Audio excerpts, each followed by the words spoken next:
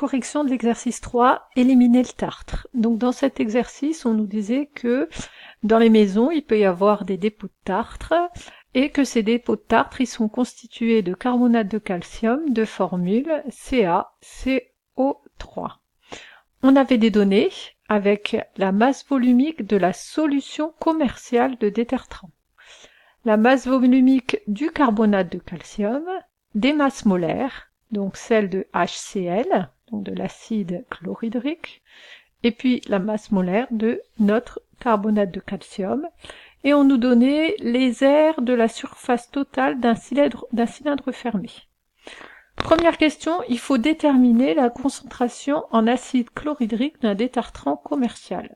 Donc on cherche la concentration en acide chlorhydrique. L'étiquette d'un détartrant commercial indique acide chlorhydrique à 9%, ce qui correspond à 9 g d'acide chlorhydrique dissous dans de l'eau pour obtenir 100 g de solution détartrante. HCl réagit totalement avec l'eau pour former une solution d'acide chlorhydrique. Montrer que la concentration molaire en acide chlorhydrique de la solution commerciale est de l'ordre de 2,6 mol par litre. Donc, sachant qu'on a mis 9 g de HCl, pour obtenir 100 g de solution détartrante, ce qu'on peut commencer par faire, c'est que là, on a la masse d'HCl. Connaissant la masse d'HCl et sa masse molaire, on peut en déduire la quantité de matière de HCl qu'on a. Elle est égale à M sur grand M de HCl, donc 9 divisé par 36,5. On obtenait le résultat, je mets de 2,5, on va mettre deux chiffres significatifs, 2,5, 10 puissance moins 1 mol. Ça, c'est la quantité de matière qui est dans notre détartrant. Nous, on voudrait connaître la concentration molaire. Donc, je rappelle que la formule de la concentration molaire, une concentration, c'est la quantité de matière, donc on vient de la calculer, divisé par un volume. Donc, le volume, c'est le volume de ma solution détartrante. Or, on n'avait pas le volume de la solution détartrante, on avait la masse de la solution détartrante. On avait sa masse, mais on avait aussi sa masse volumique. Donc, on peut retrouver le volume de la solution détartrante qui a été appelé directement avec la lettre petit d. Donc là, avec un petit d. Donc, ρ du petit d est égal à la masse du petit d sur le V du petit d. On en déduit que le volume de la solution détartrante, c'est sa masse divisé par son ρ. Donc 100, on avait 100 grammes et la donnée c'était 1,04, 10 puissance 3 et on obtenait le résultat de 96 millilitres. On peut en déduire donc la concentration. Ici, on va réinjecter ici. La concentration, c'est la quantité de matière, 2,5, 10 puissance moins 1, divisé par 96, 10 puissance moins 3, ce qui nous donnait 2,6 mol par litre. Alors, on souhaitait vérifier ce résultat. Donc, on va vouloir savoir quelle est la concentration d'acide chlorhydrique dans notre détartrant. Donc pour cela, on va réaliser un titrage. Donc ça va être la technique. Un titrage d'un volume V 10 ml de détartrant par une solution d'hydroxyde de sodium dont on connaît la concentration et on nous donnait l'équation support du titrage. On nous demandait d'identifier les couples mis en jeu dans cette réaction acido-basique. Donc je rappelle que dans une réaction acido-basique, on a toujours l'acide d'un couple qui réagit avec la base d'un autre couple. Donc ici on a un acide, donc on va pouvoir l'écrire H3O+, et là il va falloir sa base. Donc par rapport à H3O+, la base, elle perd un H+, et on obtient H2O. Donc, effectivement, on a de l'H2O là. Et là, HO- qui représente cette fois la base. Donc la base, pour passer à son acide, il faut rajouter un H+, donc on obtient H2O. Donc effectivement, hein, il y a ici ça en acide conjugué. Donc ça, c'est une réaction où on fait réagir, vous reconnaissez, c'est l'équation d'une réaction d'un acide fort avec une base forte. Et cette réaction-là, c'est aussi la réaction contraire de l'autoprotolyse. Quand on a l'autoprotolyse de l'eau, c'est la réaction qui s'écrit dans l'autre sens, avec des flèches doubles. Voilà. Ensuite, dans la question suivante, qu'est-ce qu'on nous disait? On nous disait de montrer que dans ces conditions, le volume de la solution d'hydroxyde de sodium qu'il faudrait verser pour atteindre l'équivalence est supérieur au volume de la burette graduée de 25 ml. Donc ici, on nous parle d'une burette graduée, effectivement, puisqu'on fait un dosage par titrage. Donc, je vais mettre ici en A3. Je rappelle que pour un dosage par titrage, j'ai une burette graduée. Hop, donc la burette graduée, c'est comme ceci. Cette burette graduée, elle va contenir notre solution dont on connaît la concentration. Donc ici, c'est la solution OH-, l'hydroxyde de sodium. Et en dessous, et on connaît sa concentration. Sa concentration, c'était, elle était notée CB. Et puis en dessous, on a notre solution dont on souhaite connaître la concentration, donc ici H3O+, et celle-là, on ne connaît pas sa concentration, celle-là, l'on connaît. On sait par contre quel est son volume à celle-là, on nous disait que son volume, c'était 10 ml. C'était précisé ici, on réalise le titrage de 10 ml de détartrant. Alors, et donc en général, on rappelle le schéma, on a un agitateur magnétique ici, un agitateur magnétique, voilà, et puis là on a un support. Alors, donc quand on a un dosage par titrage, on va toujours écrire la relation à l'équivalence. Pour écrire cette relation à l'équivalence, il a besoin de regarder notre équation de la réaction, on fait réagir des H3O+ avec des OH-, et leur nombre stoichiométrique vaut 1. Donc N de H3O+ sur 1 est égal à N de OH- sur 1. Donc on nous demandait de montrer que le volume de OH- allait être supérieur au volume de la burette qui est de 25 ml. Donc on va calculer ce volume de OH-.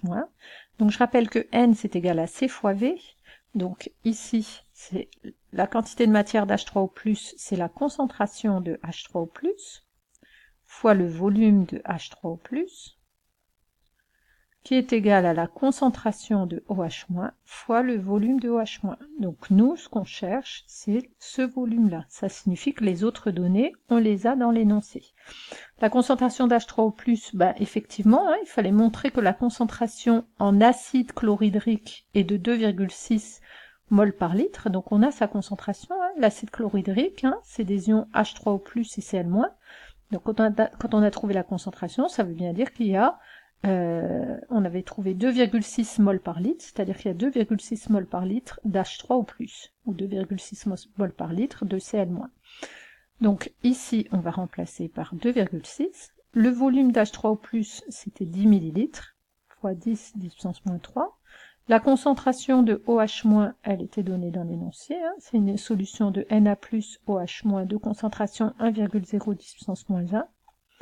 Donc 1,0 10-1 fois le volume de OH-, et on obtenait un volume de OH- qui est égal à 0,26 litres, c'est-à-dire 260 millilitres, et effectivement c'est largement supérieur au volume de la burette de 25 millilitres.